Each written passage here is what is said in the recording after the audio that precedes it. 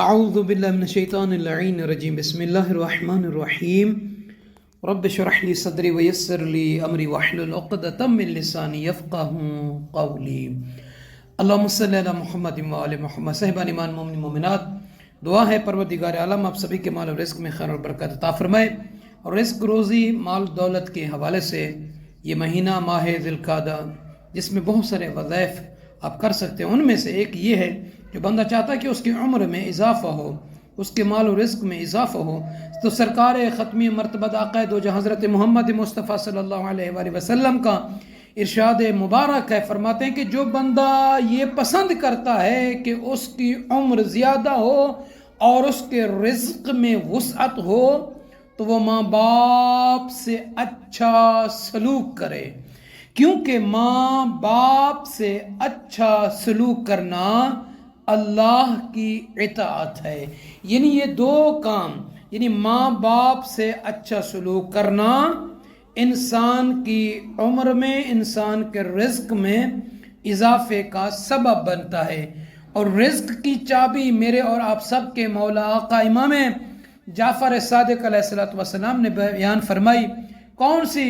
امام فرمایا کہ تمہیں سچ بولنا چاہیے اور ہر نیک اور بد کو اس کی امانت واپس کرنی چاہیے۔ یعنی اگر کسی نیک بندہ ہے یا برا بندہ بھی ہے، وہ آپ کو امانت دے کر جاتا ہے تو دونوں صورتوں میں اس کی امانت اس کو واپس پلٹا دیں۔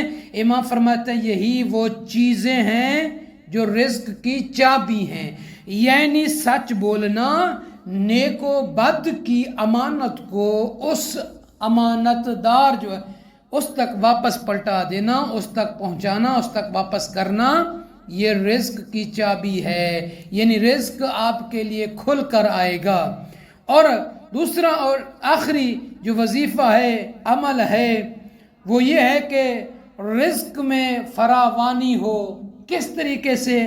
آئیے بارگاہ رسالت میں چڑھ کر عرض کرتے ہیں یا رسول اللہ کوئی ایسا وظیفہ، کوئی ایسا عمل بتائیں تاکہ رزق میں فراوانی ہو، برکت ہو۔ تو روایت میں ملتا ہے کہ ایک شخص نے سرکار ختمی مرتبت آقا دو جہاں رحمت للعالمین نبی کریم حضرت محمد مصطفیٰ صلی اللہ علیہ وآلہ وسلم کی خدمت مبارک میں شرف زیارت حاصل کیا، اور شرف زیارت حاصل کرنے کے بعد بارگاہ نبی میں عرض کیا کہ یا رسول اللہ میں چاہتا ہوں کہ میرا رزق وسیع ہو جائے، یا رسول اللہ اس کے لیے میں کیا کروں؟ تو صاحبان ایمان، اللہ کے نبی حضرت محمد مصطفیٰ صلی اللہ علیہ وآلہ وسلم نے فرمایا ہمیشہ باوضو رہا کرو۔ یا رسول اللہ کیوں؟ فرماتے ہیں اس سے تمہارے رزق میں وسعت ہوگی۔ یعنی اگر کوئی ہم اور آپ میں سے رزق میں وسعت چاہتا ہے، رزق اس کا وسیع ہو، فراوانی ہو، اس میں برکت ہو، تو اسے چاہیے کہ ہمیشہ باوضو رہے۔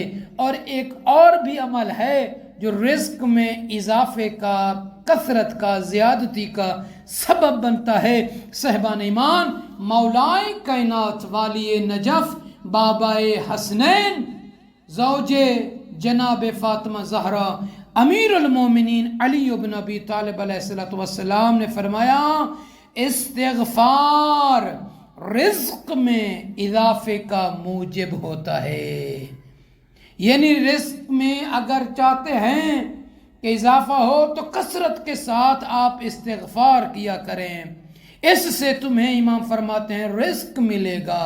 تو امام علیہ السلام نے ختمی مرتبہ آقا دو جہاں صلی اللہ علیہ وسلم امام جعفر صادق علیہ السلام نے کتنے پیارے، آسان سے، مختصر سے روز مرہ کے ہم اور آپ کے لیے بغیر کسی مشقت کے وظائف بیان کیے ہیں۔ تو صاحبان ایمان، یقیناً یہ وظائف انسان کی زندگی میں رزق کی کمی کو دور کرتے ہیں، رزق کی تنگی کو دور کرتے ہیں، رزق میں اضافے کا موجب اور سبب اور اضافہ بنتا ہے۔